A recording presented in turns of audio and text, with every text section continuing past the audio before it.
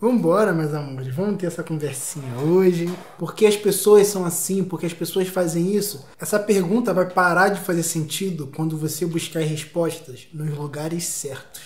Eu demorei a entender o real sentido por trás dessa pergunta, porque eu, pessoa objetiva que sou, eu vivo sobre uma regra, tipo uma regra que seria: eu falo o que eu quero dizer e eu quero dizer o que eu falo. Então, para mim era estranha a ideia de que as pessoas falavam uma coisa querendo dizer outra. E essa pergunta do porquê as pessoas são assim, porquê as pessoas fazem isso, é um do tipo dessas perguntas. E a verdade, para você que é como eu, que nunca notou as camadas por trás dessa pergunta, é que ela é simplesmente um julgamento. É só uma forma das pessoas dizerem: como é que essa pessoa teve coragem de fazer isso? Eu nunca faria isso. Mas o fato de eu não entender que as pessoas estavam apenas julgando as outras pessoas, e não condenando essa atitude, porque eu não sou nenhum anjo, eu também julgo as pessoas o tempo todo, mas o fato de eu não perceber que isso era um julgamento me fazia entrar nesse looping de questionar o porquê que as pessoas são assim, por que a pessoa faz o que faz, por que eu agiria diferente nessa situação e essa pessoa agiu desse jeito.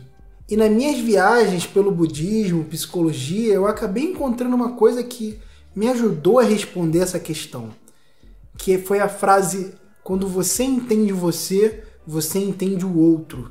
E na hora que eu vi essa frase fez muito sentido, porque se eu vejo que eu sou um ser humano consciente e vejo o que passa dentro dessa cabeça, as coisas que eu sinto, e eu entendo que o próximo, outra pessoa, é um ser humano também consciente, que tem essas mesmas condições que eu posso até não saber o que passa dentro da mente dessa pessoa, mas eu consigo saber o que passa dentro da minha mente. E se eu começo a montar o meu quebra-cabeça, eu começo a conseguir elucidar melhor o quebra-cabeça das outras pessoas. Não que eu entenda exatamente uma pessoa específica, mas você passa a entender o ser humano como um animal, porque você está se usando de experimento para entender o animal que você é, o que te motiva a fazer o que você faz. E uma das coisas que eu comecei a entender, que foi me ajudando a montar esse quebra-cabeça, foi o poder do ambiente, o poder das circunstâncias. E isso é uma coisa que é muito importante, que geralmente a gente ignora de certa forma, porque a gente está tão focado na gente, em mim, no que eu posso fazer, no que eu sou capaz, que você não percebe o que o ambiente é capaz de fazer em você. Como as circunstâncias influenciam as suas decisões o tempo inteiro. Um ótimo exemplo para isso é uma pessoa que está largando o vício. O vício de fumar, por exemplo. Essa pessoa passou pela experiência que passou e decidiu que não iria mais fumar. Mas como uma pessoa fumante, ela com certeza tem diversos outros amigos fumantes e ela frequenta ambientes junto com esses amigos fumantes. Ambientes de fumante com pessoas fumantes. Se ela decidiu parar de fumar e continua gerando essa circunstância para ela, onde ela está num ambiente de pessoas que fumam, com pessoas que fumam, a decisão dela de não fumar começa a se tornar cada vez mais difícil de ser mantida, justamente por conta da força que a influência gera em você. E se você não tem respeito pela força do ambiente, da circunstância, se você acha que isso não é nada e que você passar por cima disso tudo, você vai acabar se vendo caindo nos mesmos erros sem entender o porquê, sem entender o porquê que você não consegue controlar o que você acredita que você controla. Uma outra coisa que eu escutei bastante ao longo da minha vida e que cabe perfeitamente nessa conversa é a ideia do eu nunca trairia, isso é coisa de gente sem caráter. E se você é dessa ideia, é porque claramente você tem alguns valores que te ajudam a negar esse tipo de situação e com certeza você também não encontrou a circunstância que te faria realizar essa situação. Porque quando você diz que nunca trairia, você diz do ponto de vista de estar numa relação semelhante às relações que você já teve ao longo da sua vida. E se você estivesse numa relação que você gosta da pessoa, a pessoa gosta de você, você descobriu que a pessoa te traiu, mas você não quer largar da pessoa. Ou aí você começaria a trair só para não ficar no 0 a 0, ou você está numa relação que terminou e a pessoa pede para voltar e você sente que a pessoa te prejudicou de alguma forma e por vingança você voltaria só para poder dar um gostinho de trair essa pessoa e sentir que teve a tua vingança, deu a tua revanche. Os meus exemplos são bem mais limitados que a vida, mas o que eu quero pontuar aqui, o quanto no planeta Terra existe uma circunstância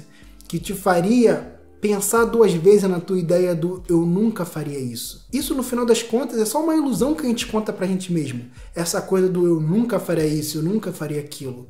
Você não é esse ser humano perfeito, 100% sob controle e 100% premeditável. Você não controla nem o seu dinheiro. Como é que você tem tanta certeza sobre algo que você nunca faria ao longo de toda a sua vida? E quando você vai tomando consciência, pouco a pouco, dos motivos que você tem para poder fazer o que você faz, das razões que você teve de fazer o que você fez, e você começa a ser compreensível com você, de perceber a sua história, as suas tendências, seus vícios, você começa a desenvolver um certo amor por você. Não que você aprove todas as suas decisões e bata a palma para tudo que você fez ou faz. É que apesar de você entender que aquilo é errado ou que você não concorda com aquilo hoje, você entende o porquê você fez o que fez.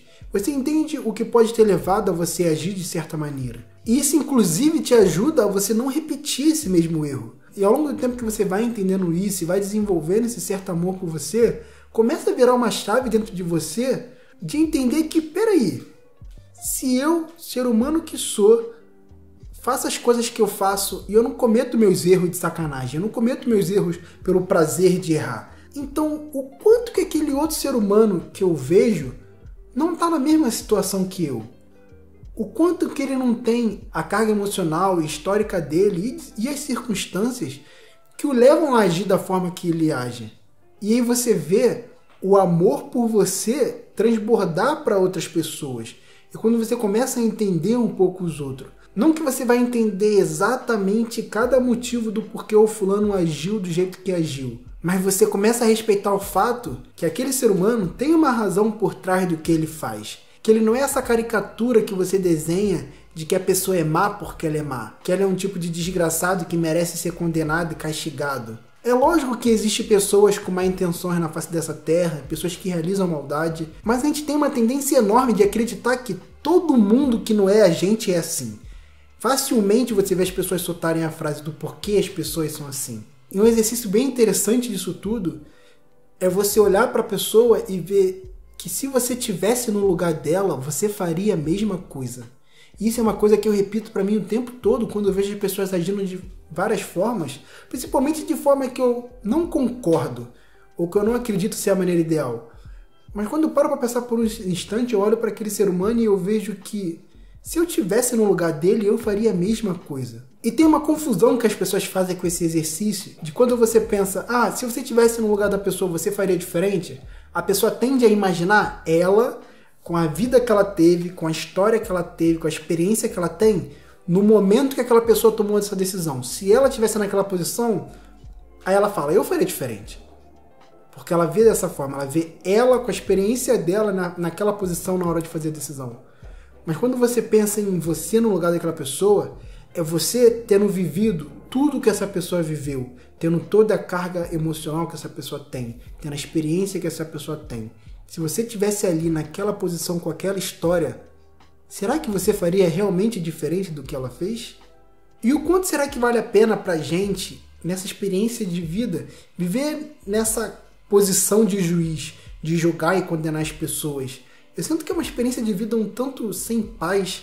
É muito mais valioso quando você vai encontrando esse amor por você e esse amor e acaba distribuindo para o próximo. E você vai se livrando dessa ideia de julgar as pessoas constantemente e percebe que essa luta para ter razão o tempo todo não vale tão a pena. A recompensa dele não é tão gloriosa como parece. E essa nossa luta para ter razão é toda uma outra conversa que eu tive aqui, onde eu desenvolvo um pouco sobre essa nossa teimosia para querer estar certo e o quanto isso vale a pena ou não.